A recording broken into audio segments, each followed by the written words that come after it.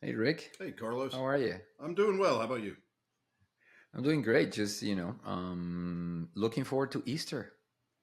Yeah. It's coming, and I love this holiday. I steal my children's candy.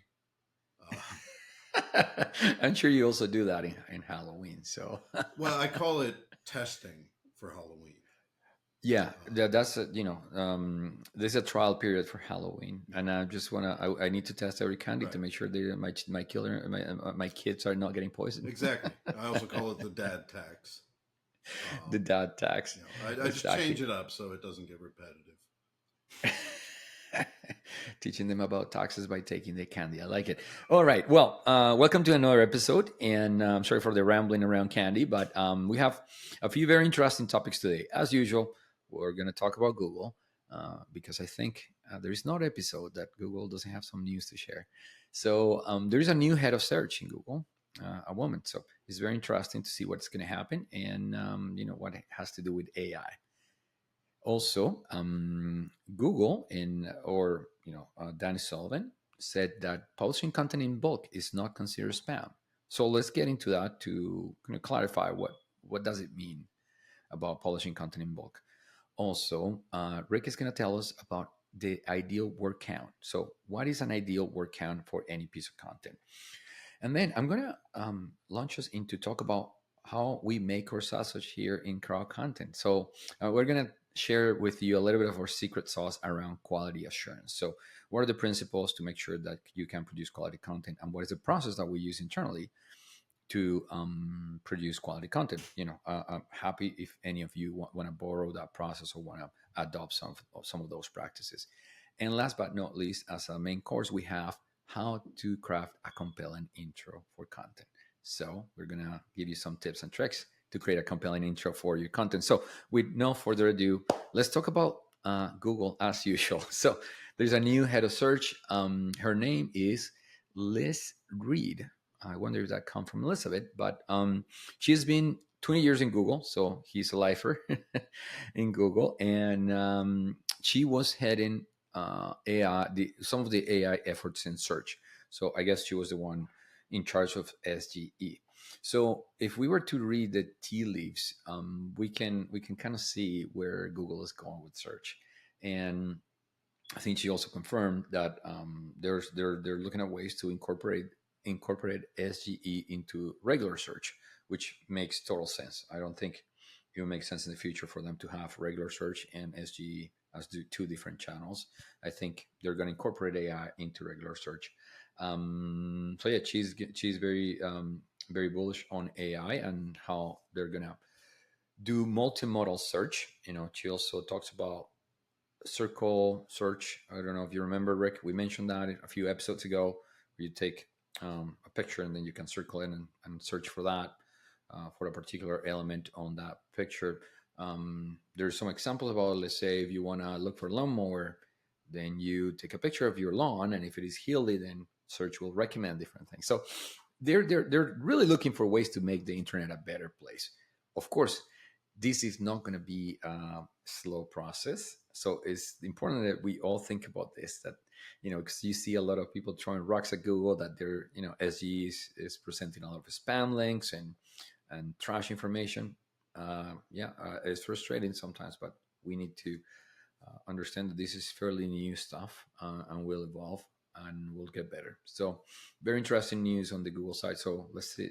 We have to watch what Liz is going to be up to over the next few years. So, any thoughts on that, Rick? Well, I don't think it's Google's altruistic approach to just make the internet a better place. I think that they're taking Gen Z and millennials, maybe not preference, but their habit of non-traditional search very seriously. The fact that TikTok has become a search engine, YouTube has become a search engine, chatbots have become a search engine. Google's adapting, and they've got to stay ahead of the curve. And bringing somebody in who was heavily involved in circle search, heavily involved in SGEs, I think just the first step uh, toward that, and I expect more to come. So Yeah, I applaud Google. You got to change or die, right? And they're Yeah, going to need to change. yeah, yeah. Don't don't be mistaken. They're not a charity. They're a business. Yeah, So they're definitely doing this. But I think their philosophy of business is they want to create a great product, certainly. because creating a great product is great business, right? If you create a great product, people will come into it and then use it. So I think they're trying to create the best search engine possible, and they will use all these new technologies. Now, the trick is they need to figure out the ads part, because they haven't figured that out. Like with a AI power search, how our ads going to be displayed, because that's their main revenue stream still. So if they move into, they need to figure out. They're trying to figure out how to incorporate ads into the SG experience. So anyway, it'll be very very interesting to watch, and we need to prepare for that, and how it's not going to be search engine optimization. It's going to be what, generative Search experience generative optimization. experience optimization. Yeah, Yeah, I SGEO. think it'd be easier just to call it web optimization, because you're going to be Maybe. have to be optimizing for every other channel anyway. Okay, enough of that. I think let's talk about very quickly about what Dan Solomon came out to clarify the other day. So somebody posted on X, hey, if I post 50 articles that I had in my backlog all at once, am I going to be penalized as a spam? And but then Sullivan pretty much said, it doesn't matter. We don't care about how you polish them. If it is 1,000 and they're great, there's great content. We're not going to penalize you, right? So great content is great regardless of whether you polish one or 1,000. People are polishing crap one at a time. It's still crap. So but there is no episode that we don't say this. Go back to the good old principles. I know it's boring, but just create great content anyway. So for those of you that are that might be worried about, okay, but I don't want to polish 100 articles all at once, because I'm going to get flagged as spam.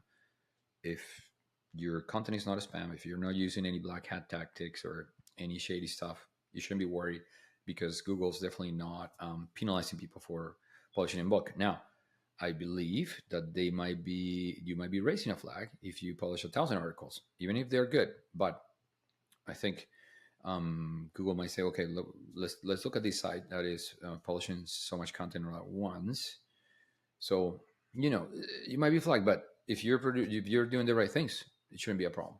So, and this is just my speculation. So there's no confirmation that you will raise flags if you publish content in bulk. But I wouldn't be surprised if that triggers some review, because there's a correlation between publishing in bulk and spam content. Because more often than not, the spam sites publish a lot of content all at once, which is pretty trashy. Anyway, so I don't know if you have anything to say about that, Rick.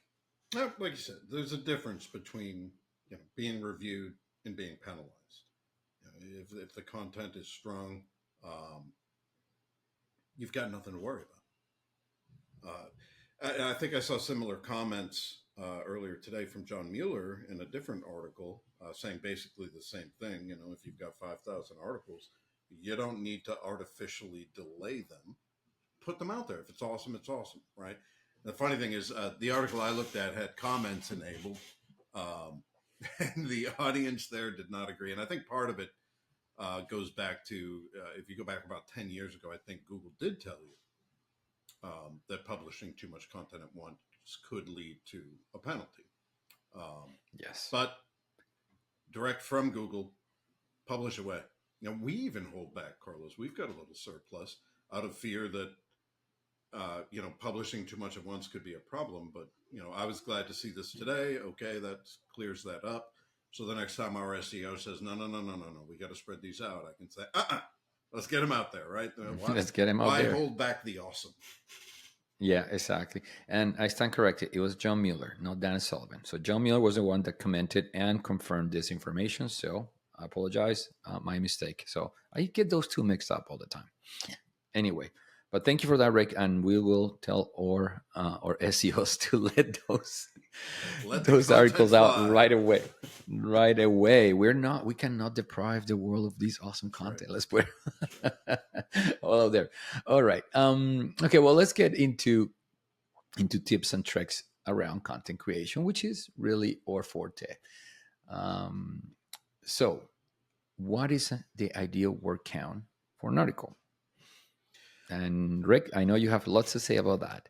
I So, and do. I know there's a lot of software pieces out there, software SEO software that tell you, what kind of length to target. I'm of the thought of a piece of content got to be the length it needs to be to convey the idea. But I'll let you, Rick, tell us more about it since you're the expert. Yeah, here is my groundbreaking news, earth shattering insights right here. There is an ideal word count for every piece of content you publish, and it's all different. It's all different. There is no ideal word count in general. You're going to find lots of data out there that says content with this many words performs better than content with that many words and gets more backlinks and gets better user engagement. Um, but the simple truth is, word count is not a ranking factor, not a direct one, period. No ifs, ands, or buts.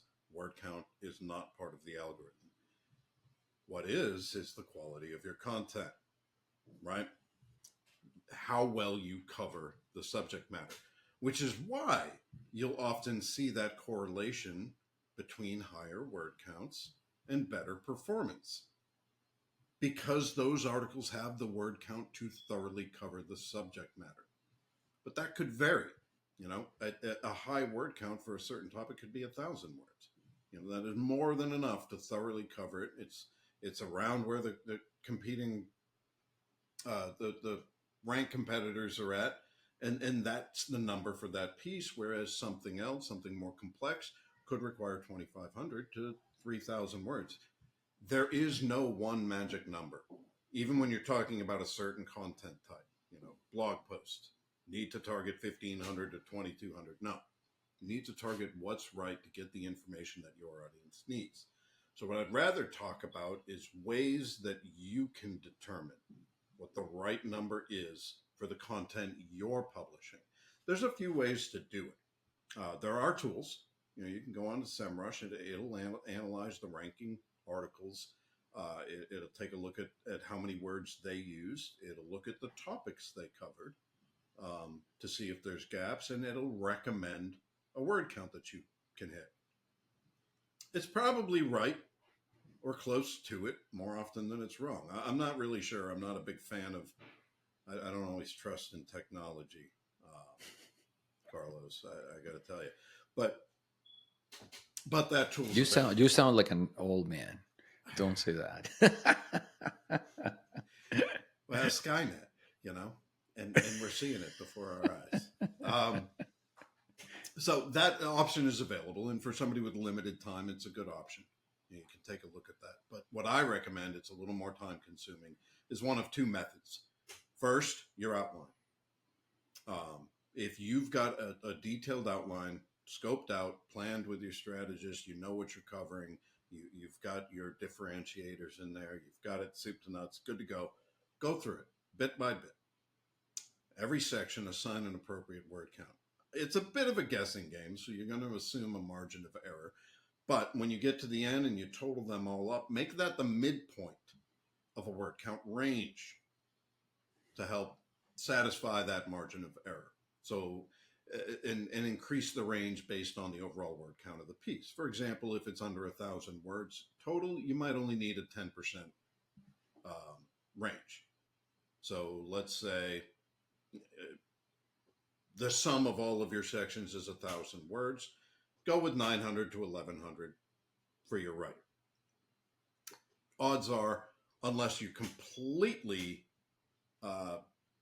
underestimate or overestimate how many words it'll take to cover the more granular topics in your outline, that should get the job done. The way I prefer is actually looking at your competition, because this can also help you with your outline. So go search your primary keywords, see what comes up, go into those articles, take a look at the word count, then analyze the articles. Are they doing a thorough job covering this subject matter in your opinion?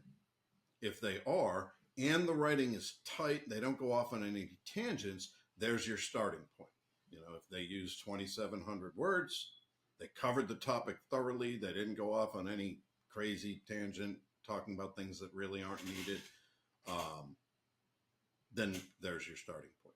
If it's fluffy, there's a lot there that doesn't need to be there, um, but there's really nothing missing. Do a little deduction.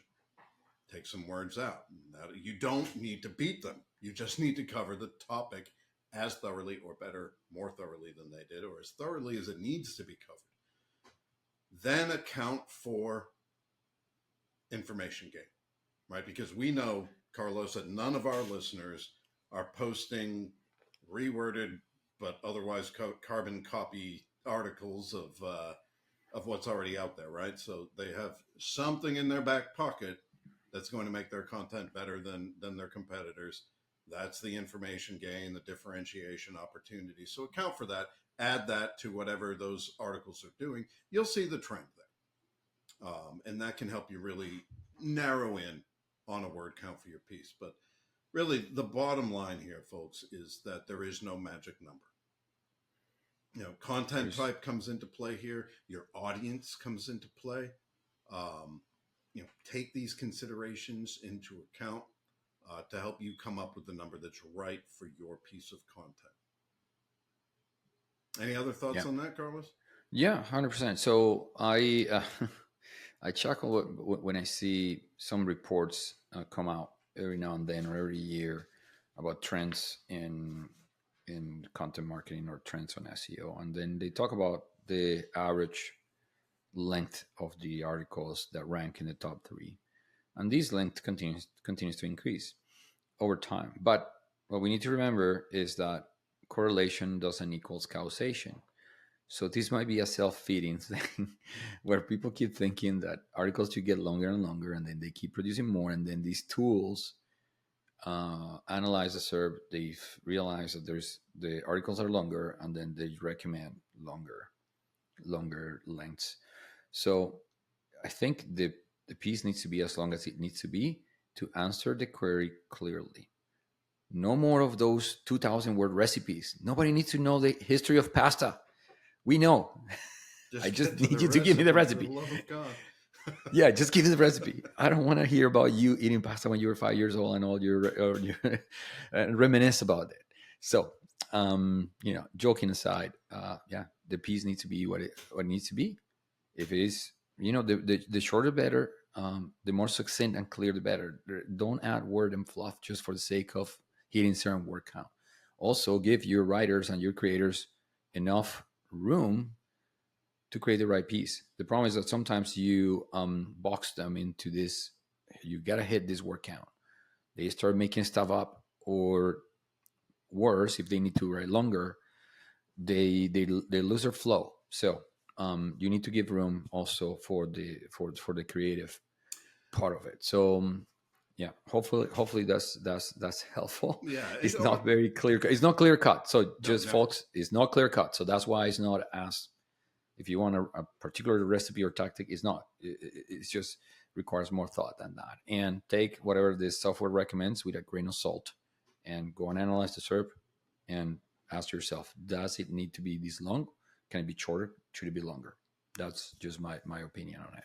Exactly. One last bit here, Carlos.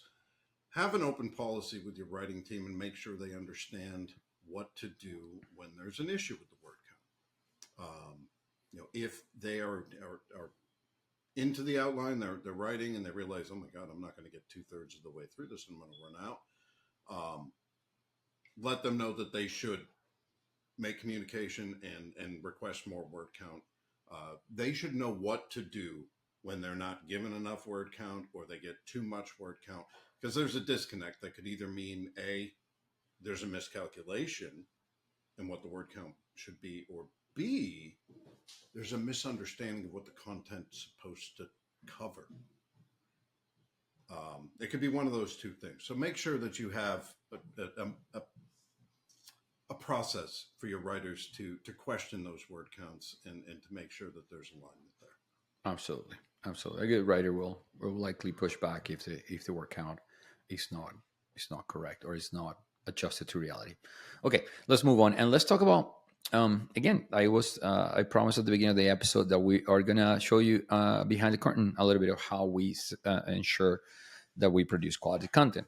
Pretty much, we're going to share some of our principles and best practices, the ones that we use day to day, to produce great content for our clients. And this, um, the genesis of this is, I belong to a network, and somebody posted. She has an agency, and she's struggling to make sure that the quality delivered to her clients is the right quality. So she's asking, okay, how can we ensure that everything that goes out the door is of quality?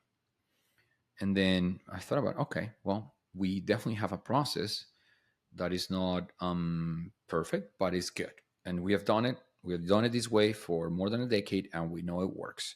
Again, it's not 100% like bulletproof, but it works 99% of the time. And it's about certain principles. So some of the things that we do here to make sure that every piece of content has the quality expected by our clients. And again, we need to remind that quality is pretty subjective for each person. So when we talk about the we are talking about the quality that is expected by our clients depending on their requirements, right? So the requirements might vary, but also there's some certain standards, baseline standards. But again, let's assume that everything that the quality standard is similar for everybody. But there are certain principles that we use internally. One, we have a three-tier quality assurance system that every single piece goes through: writing, editing, and quality assurance. So the writer has some quality guidelines. The editor is checking on the writer job, and they also have some quality guidelines.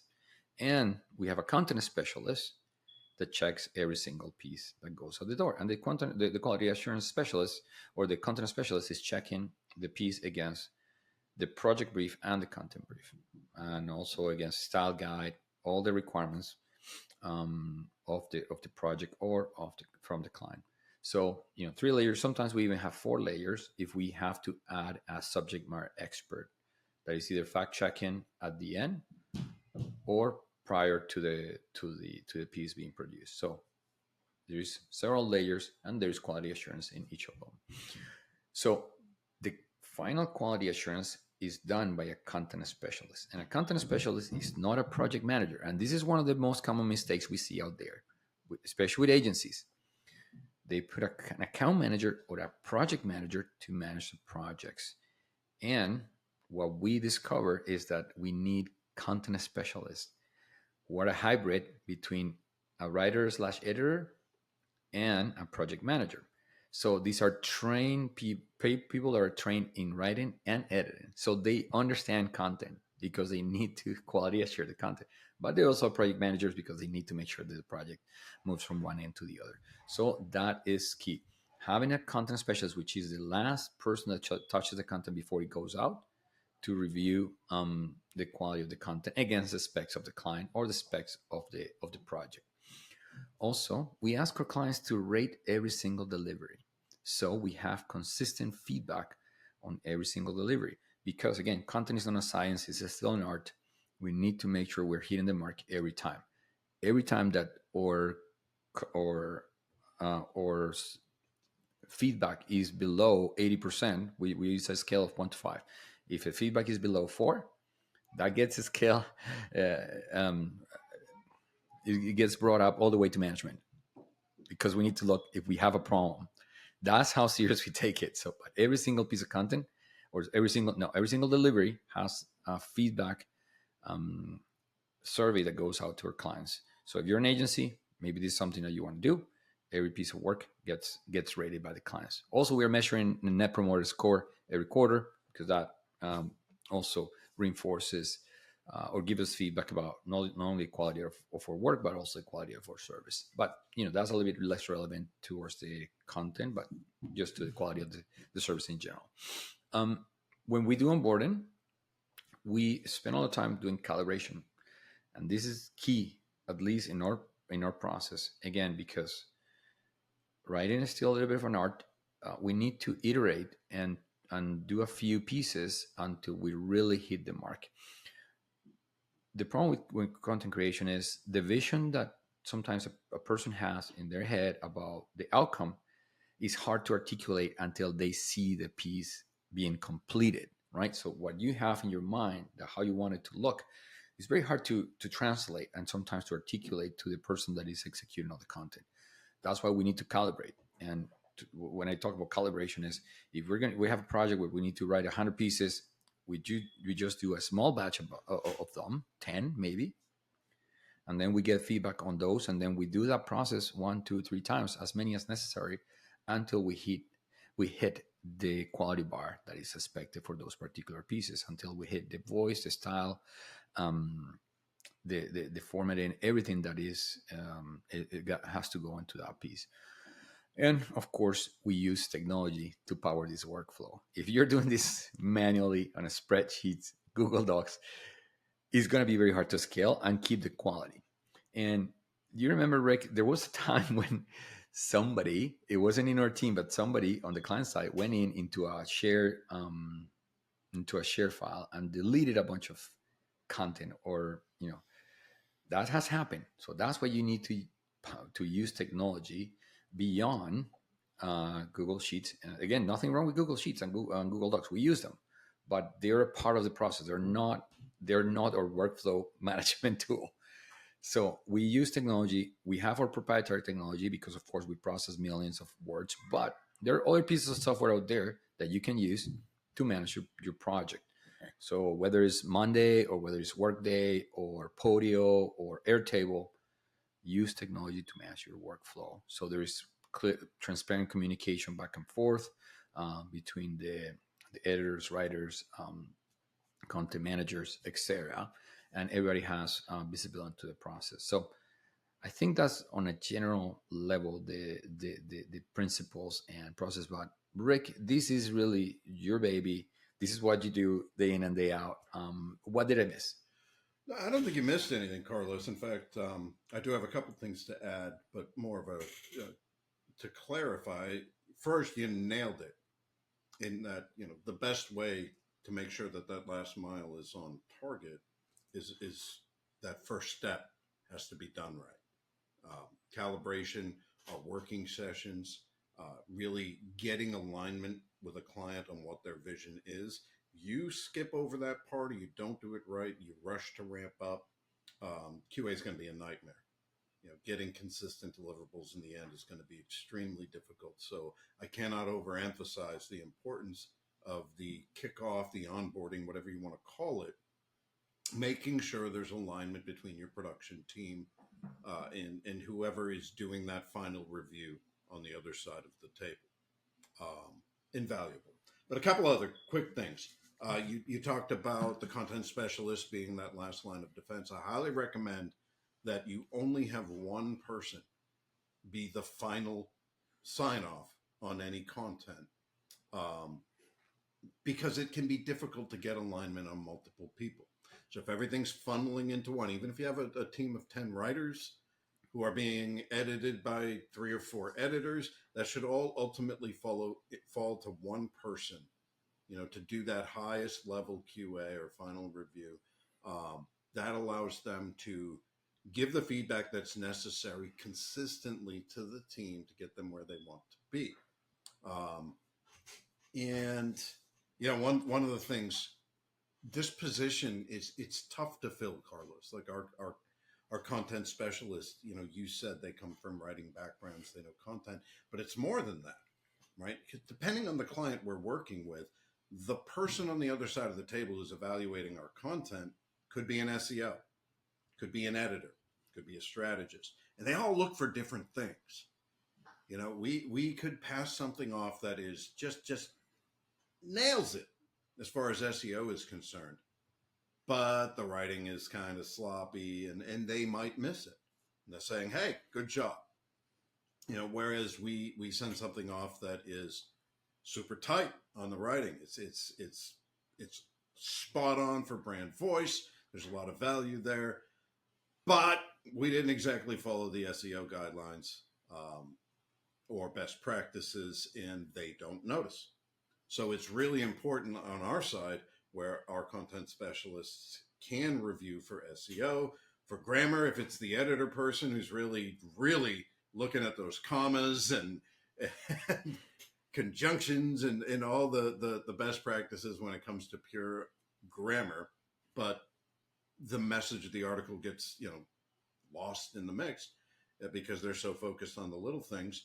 Um, it's really important to have that person who can review for those things, for SEO, for for strategy, for value, for grammar. Make sure it brings all of those things into one. So if you're running your own, at scale project, ideally have that one person who can verify that everything that's coming through checks the boxes for all four of those things. Last but not least, always keep in mind there is no perfect system. This is subjective work in many, many cases. And I always tell people, if I take a piece of well written content and I hand it to 10 editors to mark up, they'll pick out a lot of similar things, but each one is going to have something a little bit different that others don't. Same thing if I take that same piece of content and I hand it to the first editor to do their job on, and then to the second, I put those revisions in, then hand it to the second editor, they're going to find more or other things. Revise that, hand it to the third editor. They're going to find more and other things. Because everybody, we all have our preferences, our pet peeves, our stylistic preferences. So you'll go right down the chain, all 10 editors, and they'll keep finding stuff. There is no such thing as the perfect piece of content. Um, don't get hung up on the real granular little things. Look at the value of the message. Of course, it has to be well written, but could we have taken that 10-word sentence and said the same thing in 8? Maybe, but is it the end of the world? Unless that habit keeps happening throughout, probably not. And then last but not least, keep an eye that at some point the editing has to stop and there will be a last person to touch an order. They may introduce an error. It doesn't mean your process is broken, but at some point there isn't someone to edit the editor. It could be that last set of eyes on it introduced a mistake or something along those lines. Don't worry, it happens. Just have a process in place to correct it when it's caught. That's all. This is what we do. It's content. It's a Yeah. back and forth. It's a collaboration. Yeah. I miss a couple things very quick. One, project briefs and content briefs are extremely important for the process Oh, yeah. to keep consistency across the process. If you are changing your format of if you don't have a project brief, we're already in trouble. And if you're changing the format of your content briefs every time, you're in trouble. So make sure that you put enough time at the beginning to be as thorough and detailed as you can on those. Now that goes hand in hand with training the team. You need to train the team of writers and the team of editors on the specs of the project, style, voice, all those things. Keep training them. You need to clean up the team when needed. You need to bring more people to the team and keep training them until they all get it, because we want it to all be consistent. And when you're doing a scale, when you're doing high volume, you're going to have many freelancers, and the more creators you add into the mix, the more variability is going to be, the more room for error. So the more scale, the more control you need on the process. Okay, so enough about quality. Very near and dear to our heart, but I think we're gonna bore people to death. Bore people. This is exciting. Yeah, exciting stuff. Okay, now for the last topic, and one of the most interesting, I think, for today's episode, how can we craft a compelling intro? You know that when you are writing ad copy, you have spent your 80 cents of every dollar, or 80% of your budget, you spend it writing the hook. That's how important writing a good hook and a good intro is, because that's when you're going to grab somebody's attention. So that's why it's so important. But Rick, I know you have a lot of tips for us in how to write great intros. Actually, I have one big one that I'm kind of disguising under this how to create a compelling intro title. But I'm glad you mentioned the word hook because it get used a lot. A lot of our clients say, make sure you put a hook in the title, and well, not in the title, but in the intro. Well, what's a hook? Now, what is the definition of a hook? It varies. It varies based on your subject matter, based on your audience. That hook could be something witty and humorous. It could be a surprising statistic or fact. It could be storytelling. And there is no right or wrong one. Well, there is. It's what's right for your audience and for the specific topic that you're talking about. Right? We all define our audiences, and we know their pain points at a high level, but you can't use that information on every granular topic. It doesn't quite work right. So how can you? I'm kind of jumping ahead of here, but you know what? That's all right. We're going to go with it.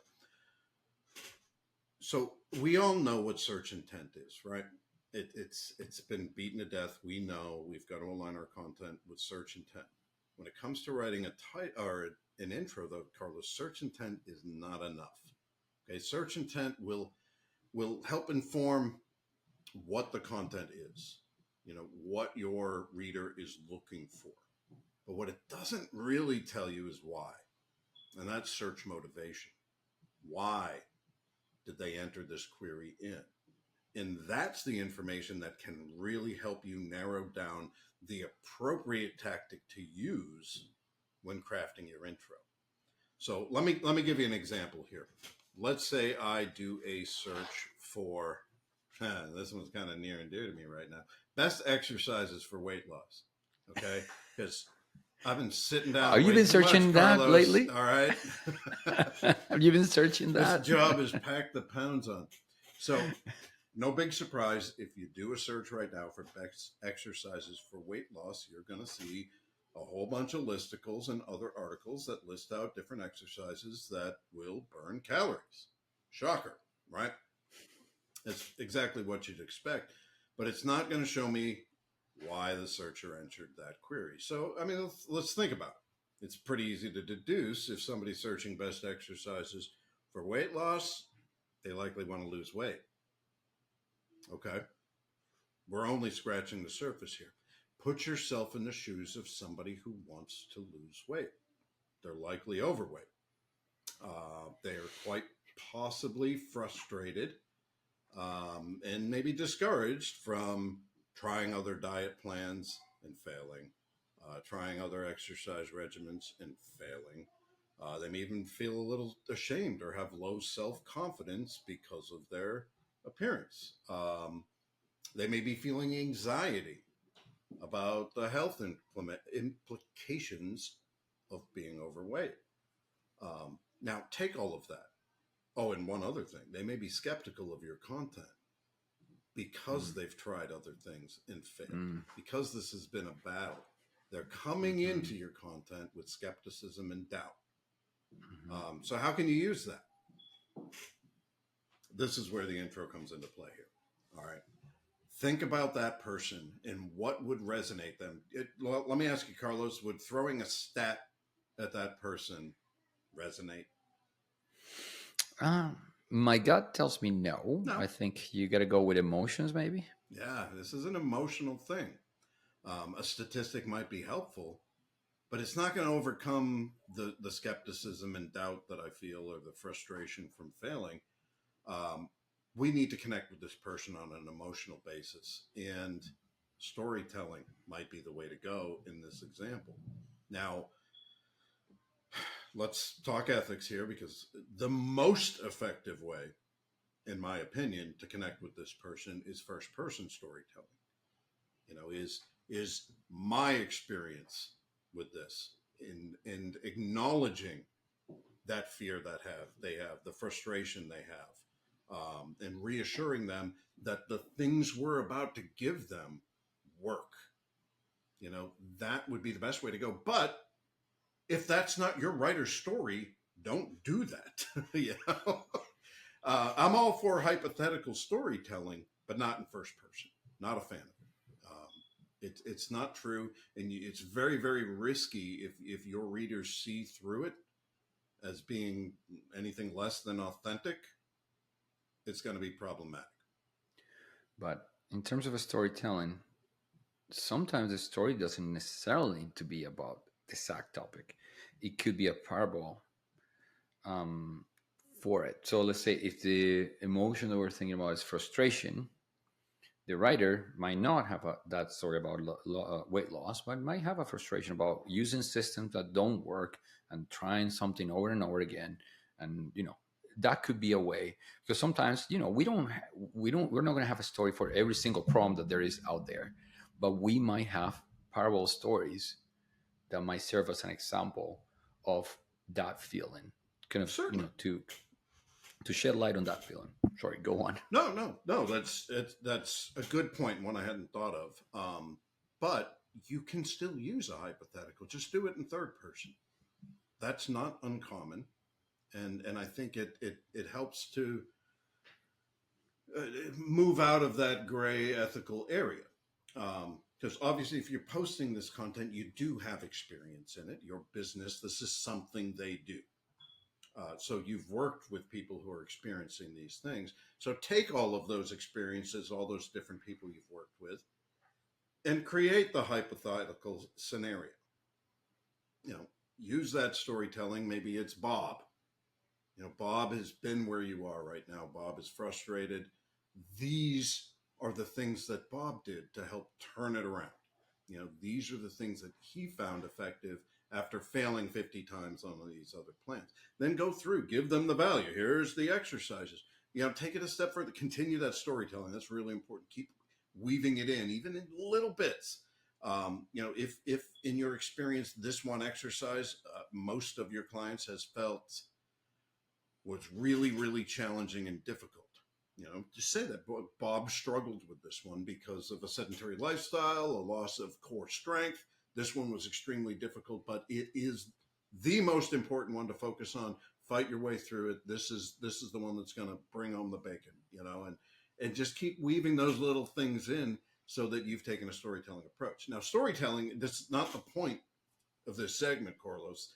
Just for this hypothetical example I'm giving, in my opinion, storytelling would be the most effective approach to take, and it starts in your intro. Had I gone with some other hypothetical, we could be talking about statistics or the power of, kind of teasing a little bit, or, you know, the value promise. There's so many different ways. And we've just recently published an article on introductions that goes through a lot of these. So we'll link to it. Check it out. It'll give you some good information on the different ways that you can craft your intros to do that. But for this, storytelling is where I was landed. Maybe it's not right for your audience.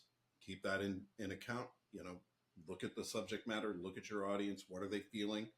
Why did they search the search? Don't stop at search intent. Look to search motivation and make sure that the way you approach them addresses that search motivation in the same way that your content will address the search intent. One last tip, which went right out of my head, and it was a good one, Carlos. Say something real quick while I try to get it back. You got nothing? All right. I'm just waiting for you to come up with your tip. Oh, it was good. I lost it. If I think about it, I'll put it in the comments. I didn't put it on my notes. It just occurred to me while I was talking, and I said, "Oh yeah, I got to bring that up." Completely lost it. I'll put it in the comments. So yeah, be sure to check them out, and remember to leave us some comments if you'd like to hear us cover any topics. Leave us a comment. Any advice, good or bad? Just like critical feedback is how we get to better writing. Your critical feedback is how we get to better videos. So please engage. Let us know how we're doing. But Yeah, unless you have any other thoughts on that, Carlos, that's going to wrap it up. No, I think there's certain techniques for creating great hooks, great intros, emotion, storytelling, shock and awe, statistics. So we're gonna list all those in the article.